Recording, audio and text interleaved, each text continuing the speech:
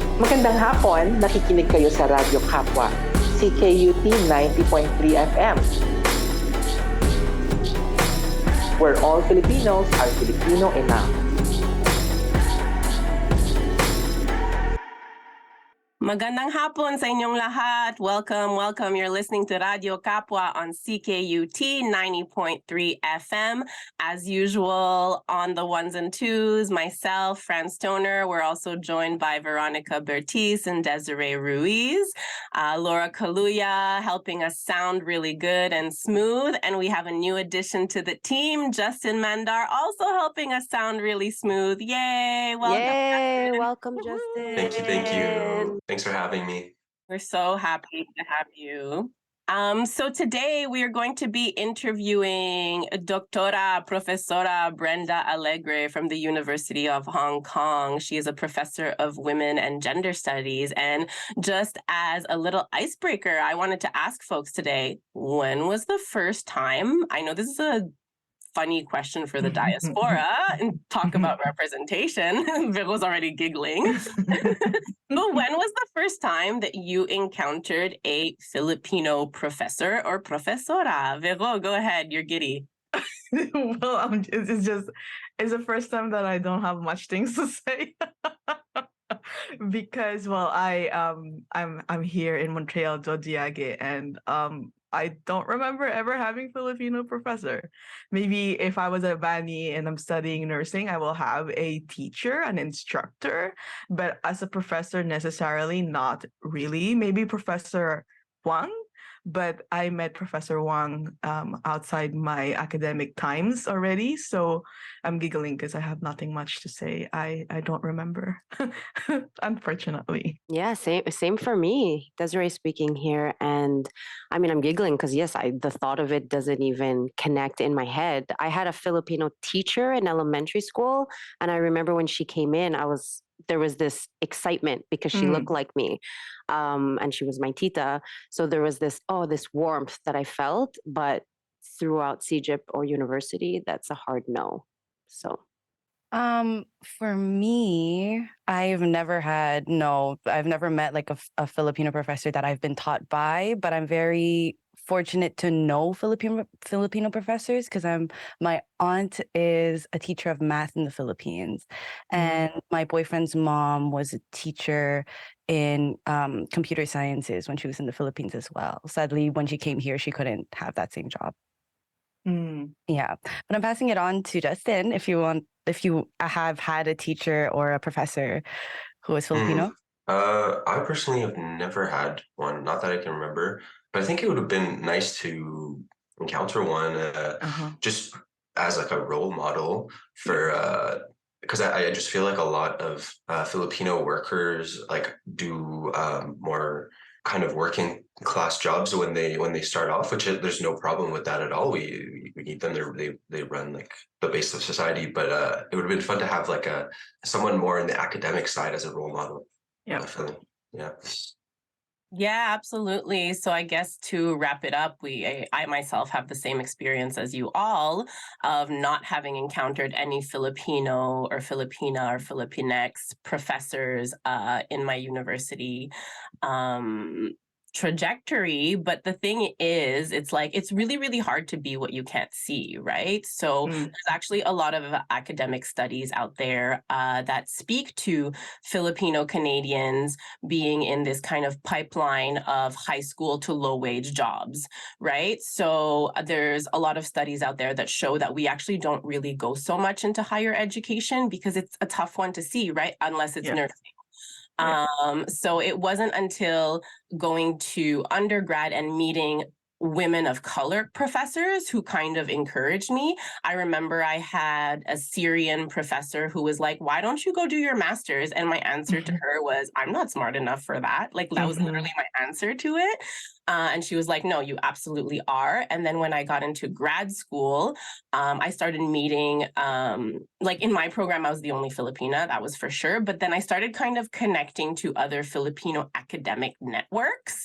And And that's where I started meeting other Filipino grad students and then started meeting Filipino professors. So I never benefited it from myself, but I do hope the next generation benefits from amazing Filipino, Filipino Canadian, Filipino diaspora professors. So stay tuned, and we're going to be interviewing Dr. Brenda Alegre from the University of Hong Kong, Professor of Women and Gender Studies. Maraming salamat sa inyong lahat.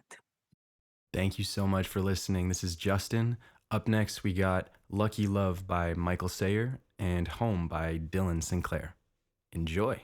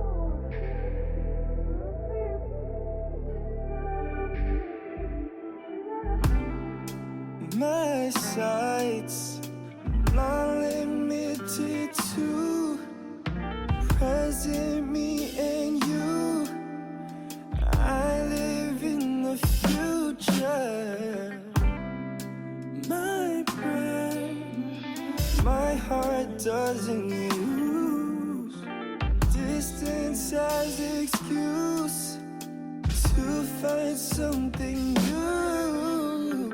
When you're all alone, remember where home is. I'm your boulevard. We fully control this. When you're all alone, remember where home is. I'm your boulevard. We fully control this. When you're all alone, remember where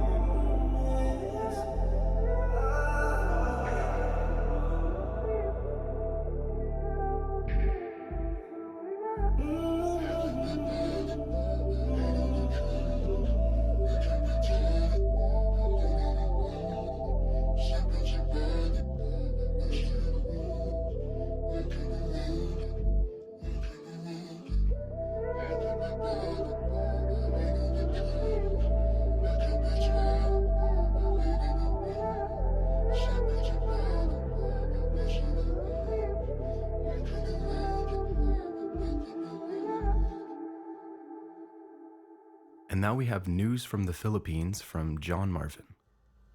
Magandang hapon sa inyong lahat. Good afternoon, everyone. My name is John Marvin Reyes. I am a youth leader and a community organizer here bringing you important news back home in the Philippines. The article is from Rappler with the title, U.S. VP Kamala Harris arrives in the Philippines.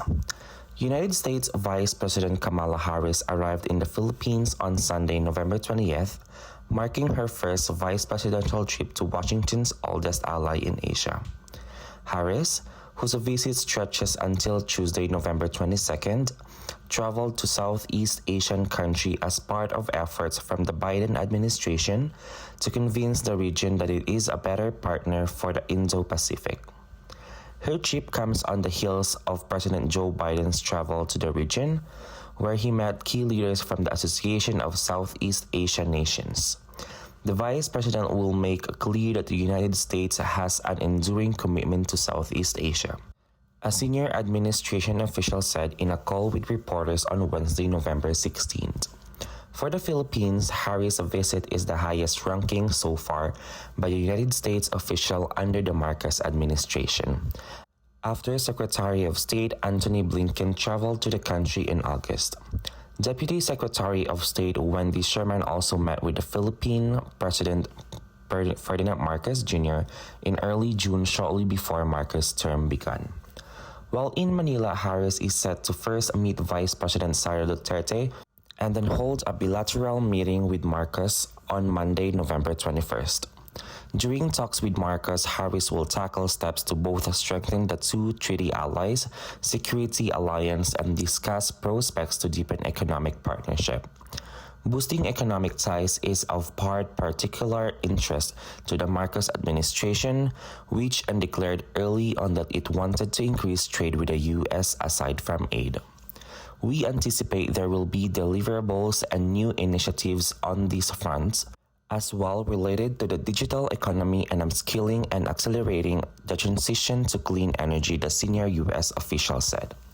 Reuters reported that Marcos and Harris will also discuss Taiwan, as well as the recent bilateral meeting between Chinese President and U.S. President Joe Biden.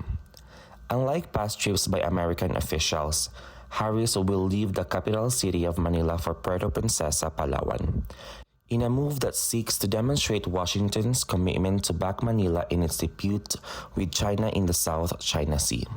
This is another historic visit, as the Vice President is the highest-ranking U.S. official ever to visit Palawan, a senior official told reporters.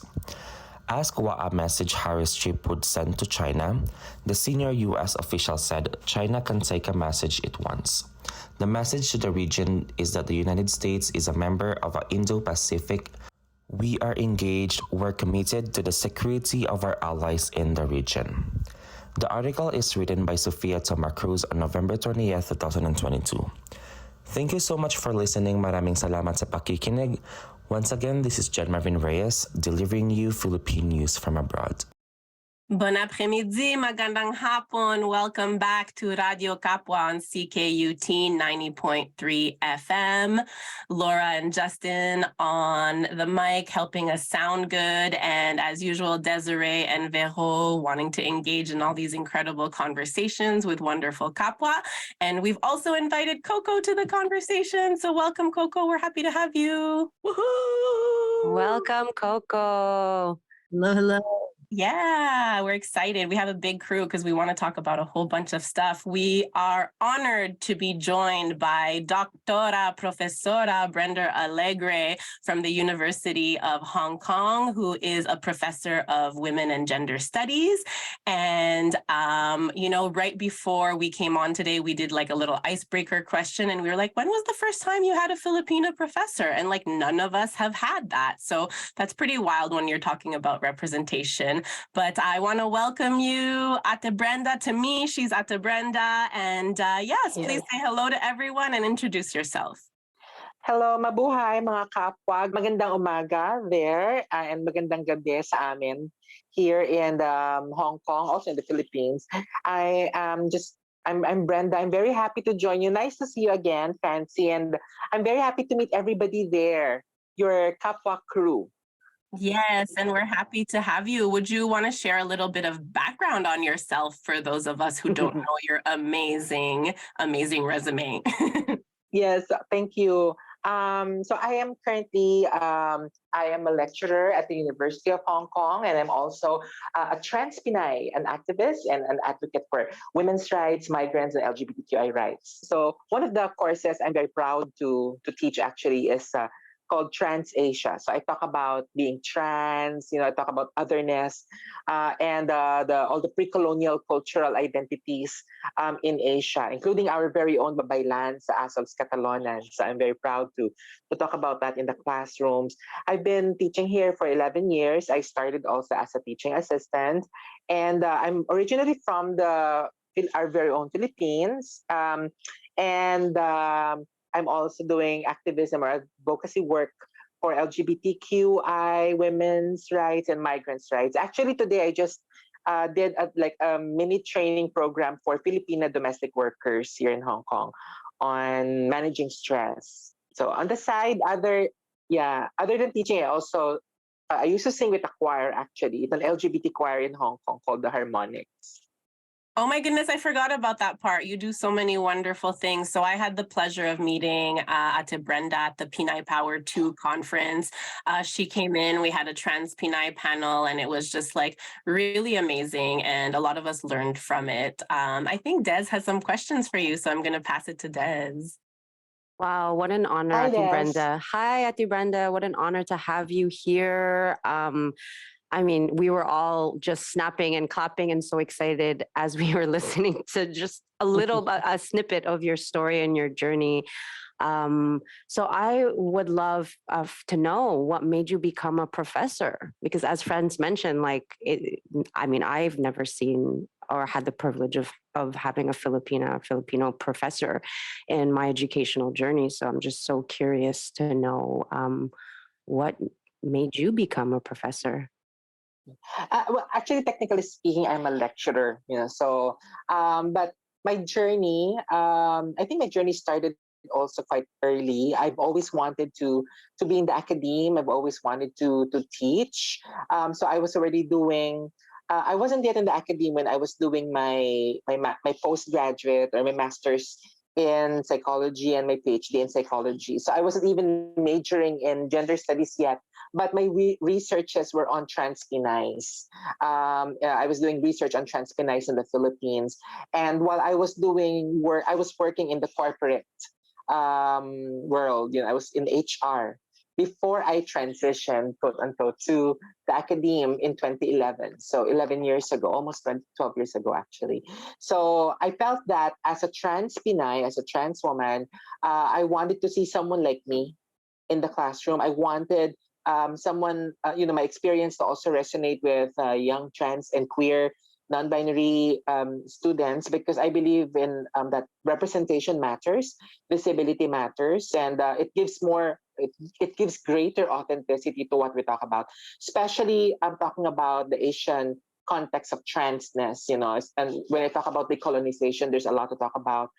For us in the Philippines, there's a lot to unpack, in decolonizing our education, concepts, our identities, and it's empowering, to be in the classrooms, though it is also very challenging. Yeah, it's definitely challenging, constant challenges. And I guess I want to jump in because this is where some of you and I have some similarities at Brenda, where I did my undergraduate studies in women and gender studies. And while I was studying, like I was always hearing either family members or just like elders around me being like, anong gagawin mo dyan? Like, what are you going to do with that? Right? Because everyone was in nursing, everyone was doing something a little bit more mainstream, and they didn't realize that it could lead to some sort of a career. So, like for me, right after undergraduate studies, what I did is I was working for nonprofit organizations, I was working for women's organizations, I was working in urban development for women's safety in cities, and like my family had never kind of seen that, and they were like, "Oh, that's what you can do with it," So why women and gender studies? I know you kind of answered that a little bit already, but maybe speaking more to the field.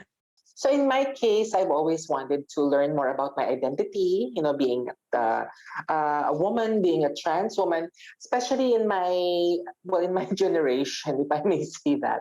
And we didn't really have, the internet wasn't as accessible back then. I'd have to find books, that speaks to me, that talks about my identity. And there were not too many, And so I thought that maybe it's a journey for me to specialize more on gender and queer studies. And gender and queer studies is not really available in the Philippines because I was studying in the Philippines. But I thought that I could do my research in the area. And then I started to look for other academics that share my interests so that they would be part of my advising panel or my examinations panel when I was doing my research. And successfully, I was able to complete my postgrad. And when the job here at the University of Hong Kong presented itself to me, I just grabbed it. It was my first time to hop on a plane. Also, from I never rode a plane in my entire life until 2011, and then I met a professor here who was cisgender, white, British, and he was doing his. He was also a teacher, a professor of gender studies, and he was my undergrad. I'm sorry, my postgrad supervisor, research supervisor, and he would eventually become my work supervisor also. And then I took over from him when he retired from the university. So I took in his course and I created other courses to teach. So cool. I'm just like, we're all here and I'm noticing everyone, every time you speak, everyone is just like nodding in unison like that. And it really goes to show what you just said earlier about representation does matter. Like I consider myself a lesbian as a queer person. And before we mentioned it before, like before we asked if we had professors, everyone said no. Well, obviously we're also here in Zodiac, Montreal. So go figure. And you mentioned about your challenges as well, as someone who's in the academia pursuing higher education. So my question to you would be, what were the challenges as Pinay, as TransPinay, both in the Philippines and then when you moved to Hong Kong? Well, as a trans Pinay in the Philippines, I believe discrimination towards LGBTQI people is the most predominant narrative. I have actually applied in at least 50 jobs. I remember that story very well because I used to track my applications in a notebook. So everything, from invitation, from receiving a letter to whatever was the end point of that recruitment process. And I remember being told, to change my appearance, to cut my hair, and all of those warnings. One of the funniest and unacceptable warnings I was given before signing me for a job was that apart from not being allowed to use women's changing rooms or toilets or using my preferred name, I was prevented from, they warned me about flirting with boys because they were thinking that, so they think that trans women automatically flirt with men, So, and that's a reflection of the lack of knowledge, towards sexuality and gender in the Philippines around that time, maybe in many other places. So it's like 20 years ago. And that was very hard. That was very difficult. And but I guess I had a very resilient and a very optimistic personality, and I thought I will have a space. So I never cut my hair for a job. I never cut my nails for a job. In fact, I wasn't taking hormones yet or transitioning care back then, but my hair was long. I was wearing women's clothes, and I had flat chest, but I would actually put on something on my chest, even if it's quite exaggerated at that point, because I thought that I need to land any job as I am. So that's, I guess, the main challenge. And I guess another challenge back home is the intersection of religion, faith, religion. Yeah, because I would hear that, especially when I apply in Catholic schools, I used to apply as a guidance counselor in Catholic schools, or in HR related positions in schools or Catholic universities. They'd say that you really have to look like a man, quote unquote, because that it's not normal to look like this, to think how I think. And then when I moved to Hong Kong, I guess a challenge is if I get perceived, there's this street term called being clocked, right? So if you get clocked, if I get clocked as trans, then someone's going to look at me from head to toe. And one of the funniest experience was they would try to confirm if I'm trans if I have an Adam's apple or protruding Adam's apple. So it's weird. I guess in Hong Kong the problem is the lack of visibility of trans, queer, and non-binary people, especially when I moved here. The past couple of years there have been greater increased visibility. So I think visibility of queer and trans people here in Hong Kong is a challenge. Another challenge also would be more on race and ethnicity related issues. So this is quite also a xenophobic, racist society too. And I would be, I'm fortunate to have landed my job in the university because there was an ally who took down all the barriers for me to land my job. He's white, he's cis, he's straight supposedly, and he helped me land my job here in the university. But I earned all my degrees in the Philippines, and I'm proud to have earned my degrees in the Philippines. But the truth is, many other academics, many of my friends who are doing their postgrads here in Hong Kong or somewhere else, they know that if you don't do your postgrad in a quote-unquote first world university, in the first world city, that you will not likely land your dream job. So now I consider myself quite lucky, but at the same time still sad and quite frustrated that that's how the world sees us. Many layers of discrimination and prejudice, I would say. That's well, thanks for sharing this, and thanks for really unpacking it. I stand my ground and just say how it's so nice to hear this, and it's so nice that we have like an Ate Academia, even if it's in the Hong Kong, who's like creating visibility, and not to mention your activism when it comes to Filipino migrants, particularly in Hong Kong. We are many in there. There's a literal movie out there about the migrants in Hong Kong. So just saying, it's so great to hear this, and I'm really proud, and I'm like proud to be Pinoy. Proud to be Pinay, proud to be queer, and I'm right there with we're right here with you doing, how do you call it again? Makikibaka. There you go. Makibaka, yes. Yes, so we're doing that. And I believe that Coco wants to also ask a few more questions. Oh, yes. You're like inching.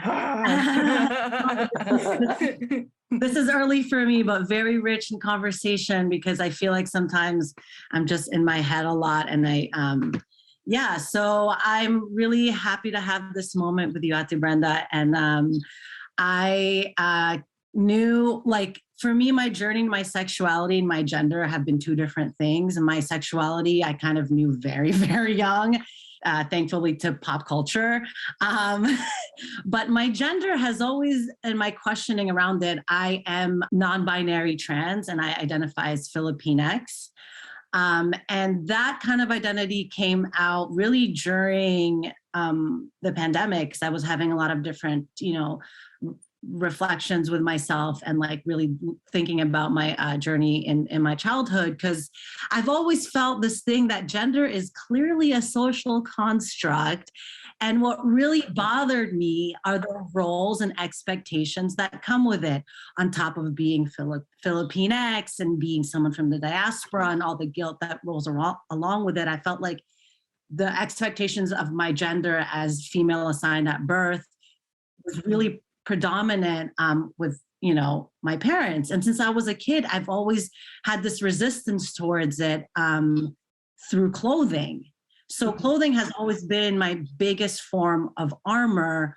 And I remember, researching about how things were before the Spanish came, and learning that there was these like traditional like ways in marriage where like the man would wear women's clothing to literally get into the women's like roles, really clicked something for me. And I was like, wait a second, like my ancestors celebrated all of my identities, and then that kind of allowed me to go into this like different, more open and expansive journey where I got into drag.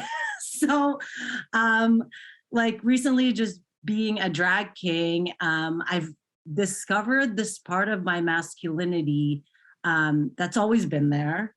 And I think I'm able to have more fun with it and actually be a bit more like exaggerated with the expectations of it. But what I'm finding is really interesting is that through that, I'm discovering this femininity that I'm actually comfortable with.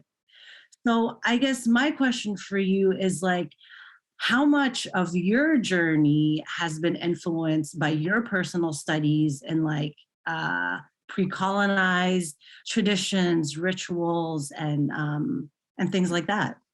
I think when I was young, I just marched to the beat of my own drum. So there's something stubborn about my nature, and I guess that part of that stubbornness helped me to embrace my authentic self. And because I believe gender is also a journey. We don't have to follow any formulas, formulae, right? So it doesn't matter when and how you do it, as long as you do it, because it comes from you, it comes from within. Also, you talked about pop culture. I believe that pop culture, if it's accessible, there will always be an artist or a set of artists that will resonate with us. And you know what? When I was young, we didn't have the likes of RuPaul and all trans, non-binary, queer icons that we have now. We have like Filipina, cis, maybe straight icons. One of them I'm so proud to say is a singer. Her name is Regine Velasquez. I don't know if you're familiar with her. She's one of the greatest singers of all time in the Philippines. She meant a lot to me because listening to her helped me find my own voice. I don't have to sound exactly like her, but she helped me find my voice, and that matters. Roderick Paulate may not have come out as queer, but playing those queer roles when I was a kid, that mattered a lot. So that is something very important also, someone to look up to. So if you're a parent and you think your child is queer, keep that TV open, keep the radio playing, keep those magazines available because it helps them find their identities in the process. And lastly, when I was doing all my researches, interacting with, it's like reconnecting with people in the community.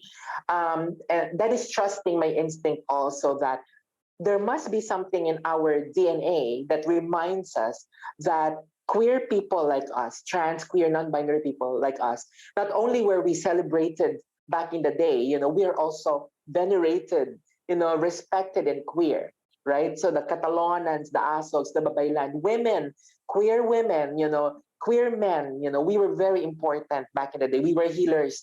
In fact, we were the stalwarts of nature.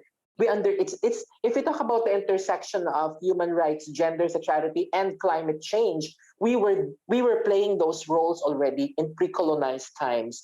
So it matters now that we talk about decolonization, intersectionality, and that we just keep going without our journey, whatever hairstyle, hair color, whatever dress or prints. You can reconnect to your roots anytime. It's in our DNA, I believe. And you find your community. A found family, is always very important to help strengthen your journey. Oh, thank you so much for the wisdom. It has been amazing. We have just a few last questions for you, and we ask this to Yes. everyone who comes on the show.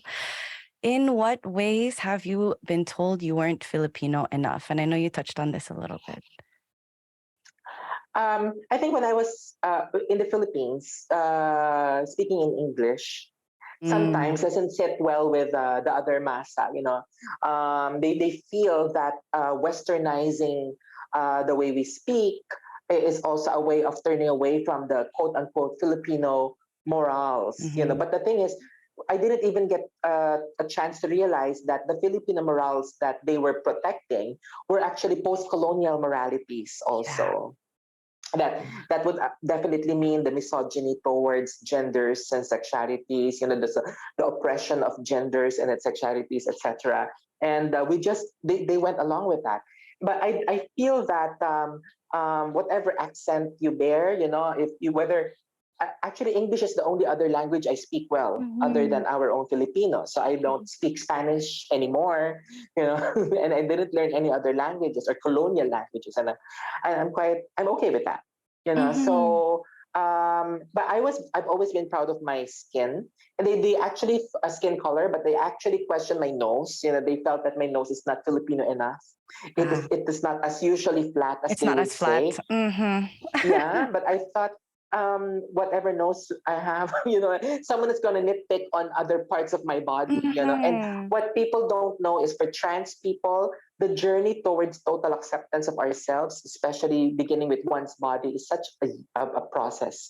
Sometimes a tumultuous process, so they don't understand that.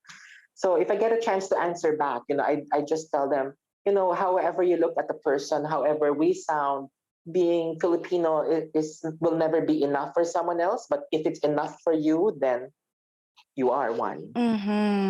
Ate France always says there are as many ways of being Filipino as there are Filipinos.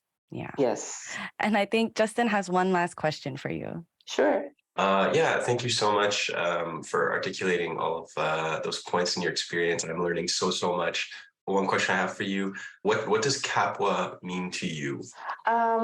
It means a lot. Maybe one of the things that comes to my mind first is being reminded that I have a community.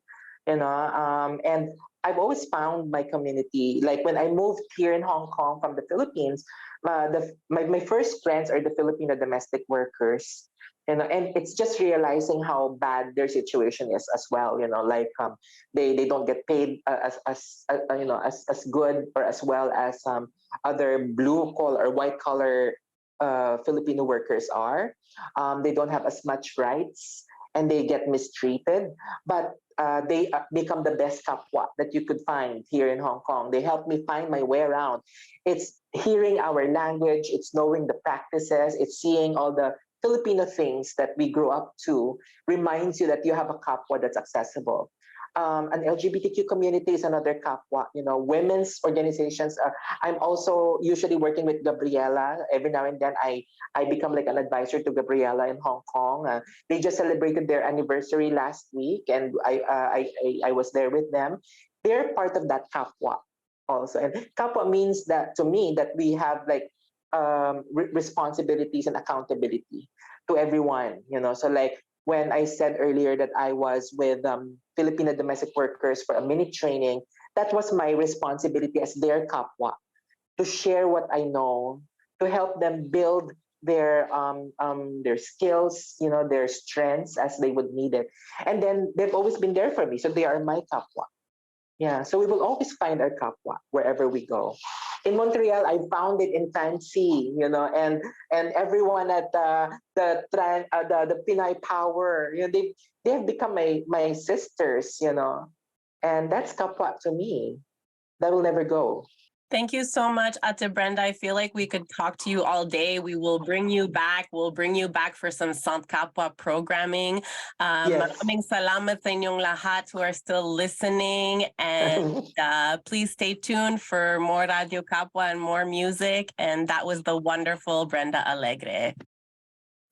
In our next segment of songs, we have Paru Paru by Sid Hartha and Pano by Zach Tabudlo. Enjoy. Oo, di mo naman malalaman ang nila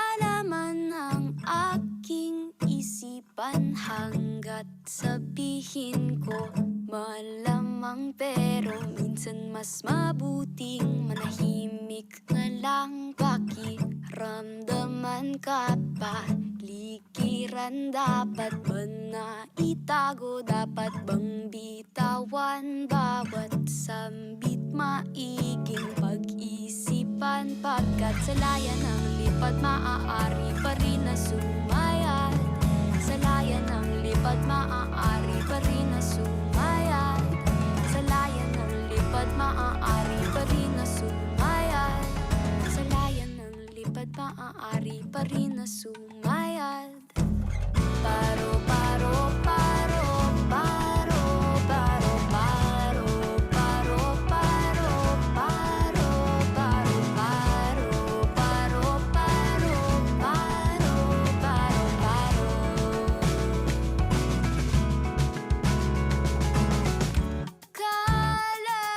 Kalayaan, andyan lang yan, tayo'y biniyayaan. Gamitin ang tamaang mga salita, pakiparamdam naman at nalalamig na.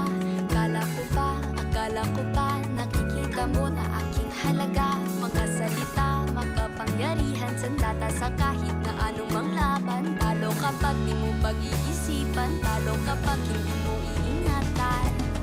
Paro, paro, paro, paro, paro, paro, paro, paro, paro, paro, paro, paro, paro, paro, paro, paro. Mapandin lang, mapanakit, nakakainis, nakakabilib, nakakatuwa, nakakamangha, nakakakilabot, mapapasimangot ka na lang pag di natuwa sa iyong nilapag sa hapagkainan. Tsaka sana naman ay unawaan, mapakinggan, iyong magsisisi ka na lang kapag ikaw na ang nawalan. Magsisisi ka na lang kapag ikaw na ang nawalan. Magsisisi ka na lang kapag ikaw na ang nawalan. Magsisisi ka na lang kapag ikaw na ang nawalan. Paro, paro, paro, paro, paro, paro, paro, paro, paro, paro, paro, paro, paro, paro, paro, paro.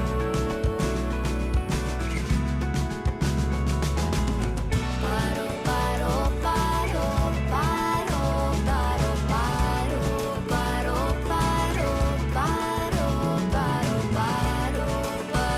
paro, paro, paro, paro,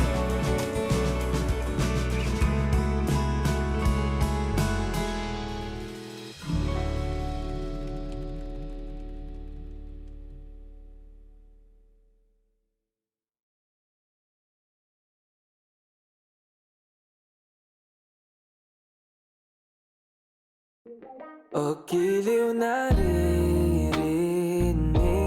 mo ba ang iyong sarili?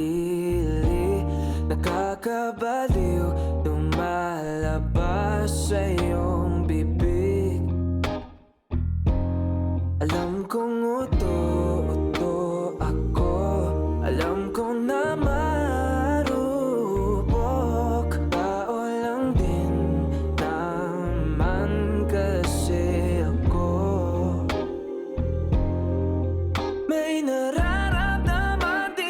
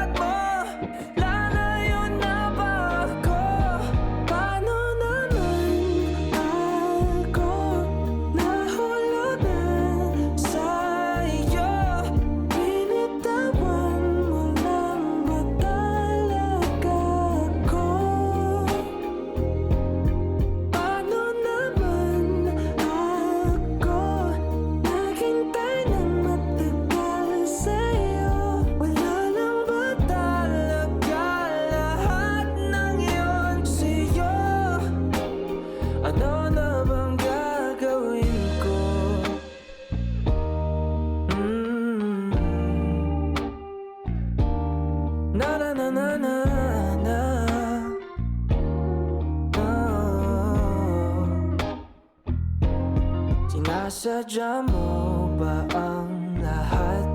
O trip mo lang ba ako saktan? Pagkatapos kong ibigay, balikat ko pag ika'y umiiyak. Ano bang tingin mo sa akin?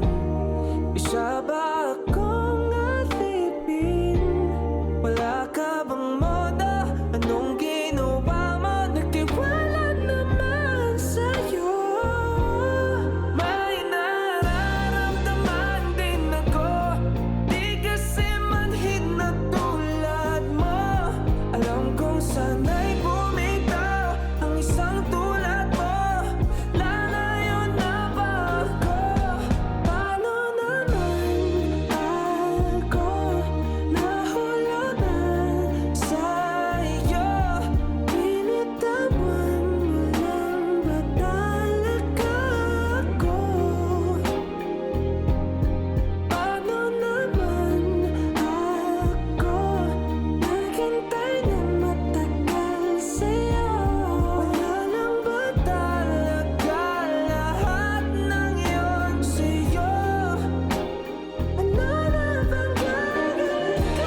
Binitawan mo lang ba talaga ako? Paano naman ako naghintay ng matagal sa'yo? Wala lang ba talaga lahat ng yun sa'yo? Ano na bang gagawin ko? Paano naman ako nahulog na sa'yo? Binitawan mo lang ba talaga ako? Paano naman ako naghintay ng matagal sa'yo? Wala lang ba talaga lahat ng yun sa'yo? Ano na bang gagawin ko?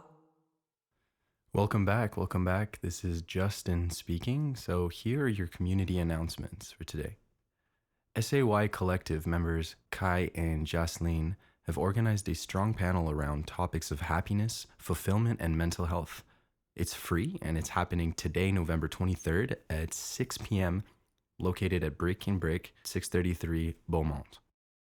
QPRIG, McGill's Student Culture Shock Series, presents Clowning Around on November 24th from 6 to 8 p.m. at 2100 Rue Guy, Suite 205. In this workshop, you'll explore the ancient history of gendered performance and the political connections between queerness and performance art. The schedules for this week's legal clinic at Head and Hands is Wednesday, November 23rd, where lawyers will be covering family, immigration, and tenancy, and Thursday, November 24th, for immigration. Appointments are free, 30-minute phone call slots with volunteer lawyer. Please fill out the intake form found in their IG bio at heads_and_hands. Big Fight in Little Chinatown, a film by Karen Cho, who you've probably seen in news fighting against gentrification of Chinatown through groups like Chinatown Working Group. Please check out the film in Montreal on November 24th at 8:15 p.m. at Cinema Cineplex Odeon in the Latin Quarter, with English subtitles, or on November 26th at 1:15 p.m. at Cinémas Barque with French subtitles. The Black Community Resource Center are pleased to invite you to a webinar on confronting medical violence in Quebec on November 30th, 2022 from 5 to 6:30 p.m. via Zoom. Details on their IG bio at BCRC Justice. Sustainable Concordia is hiring a finance coordinator. Want to work with a non-hierarchical student-led organization? Apply by December 5th at midnight with the link in their IG bio at sustainable_Concordia. And lastly, early registration for Pinoys on Parliament is now open for Kapanga members. Check your emails for the link to register. Early registration ends November 25th. That was Justin Mandar with the community announcements. You're listening to CKUT 90.3 FM. Thank you so much.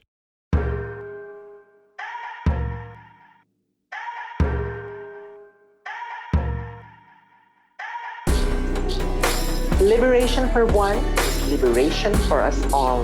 Tuloy ang laban.